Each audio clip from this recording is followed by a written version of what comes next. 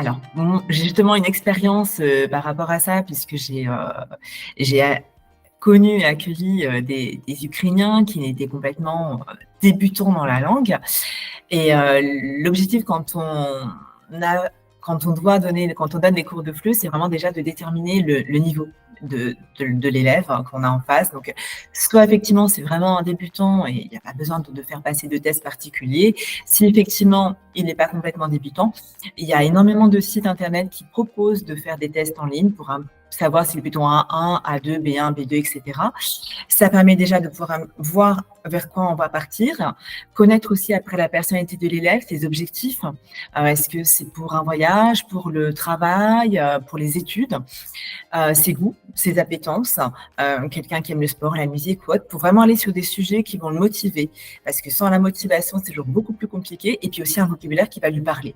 Donc vraiment partir de ses besoins, de bien connaître la personne pour affiner les cours.